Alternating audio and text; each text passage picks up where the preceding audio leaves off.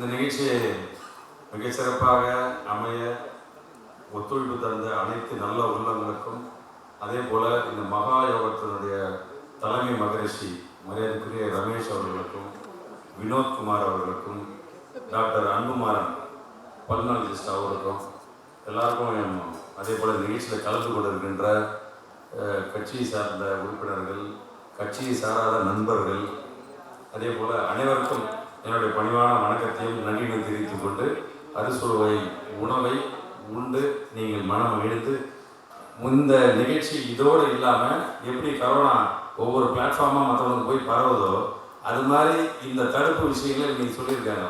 இதை நீங்கள் எடுத்து போய் மக்கள் மத்தியில் உங்கள் பகுதியில் பரப்பி அவங்களுக்கு பயத்தை நீக்க வேண்டும். அதை ஒன்று தகுந்த நிவாரணம் மருந்து. ஏன்னா இப்போ அரசாங்கம் கை விட்டாங்க, கையை தூக்கிட்டாங்க.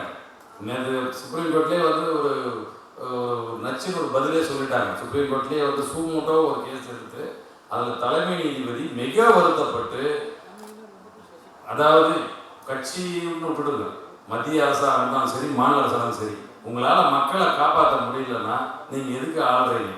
போய் எங்கேயாவது போய் பிச்சை எடுங்க, இல்லை திருடுங்க. ஆக்சிஜன் இல்லாமல் ஒரு உயிர் போகக்கூடாது. அதுக்கு வேண்டிய பணிகளை நீங்கள் செய்ய வேண்டும் என்று ஒரு உத்தரவை போடுது. அந்த அளவுக்கு இன்னைக்கு நிலைமை தலைகீழாக போய் கொண்டிருக்கின்றது. நேற்று முந்தா நாள் நினைக்கிறேன், அந்த போபால்லே அந்த ஆக்சிஜன் சிலிண்டர் அது வந்து அந்த டேங்க் ரீஃபில் பண்ணும்போது லீக்கேஜ் ஆகி அதில் வந்து 24 பேர் பரிதாபமாக உயிரிழந்தார்கள். அதனால் வந்து இந்த மாதிரி ஒரு சூழ்நிலை இருக்கும்போது இப்போ ஆக்சிஜன் தேவை அதிகமாகிடுச்சு. ஸோ அதெல்லாம் இல்லாமல் வாழ்வதற்கு தான் இந்த மகா யோகம் பயிற்சி. அதாவது யோகா பண்ணுறது கொஞ்சம் கஷ்டம், ஆனால் நிறைய பேர் ஃபீல் பண்ணுவாங்க கஷ்டம்னு. ஆனால் அதை கூட ஒரு ஈஸியான மெத்தடில் நமக்கு தேவையான விஷயங்களை மெடிடேஷன் மூலியமாகவும் யோகா மூலியமாகவும் நம்மளுடைய பிராண சக்தியை அதிகப்படுத்துறது, ஆக்சிஜனே இல்லாமல் வாழ்வதற்கு என்னென்ன வழின்னு சொல்லி அவர் சொல்லியிருக்காங்க. அந்த 3 நாள் பயிற்சி கேட்டிருக்காங்க.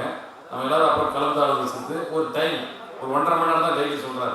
3 நாள் இலவசமாக அவங்க வந்து இந்த நிகழ்ச்சியை பார்த்த பிறகு என்ன பண்ணிட்டாங்க, இந்த பகுதியில் இருக்கிறவங்க எல்லாருக்கும் அந்த நோய் எதிர்ப்பு தொற்று இந்த சக்தியெல்லாம் வந்து அதிகப்படுத்துவதற்கு 3 நாட்கள் நாங்கள் இலவசமாக வந்து நாங்கள் பயிற்சி கொடுக்குறோம்.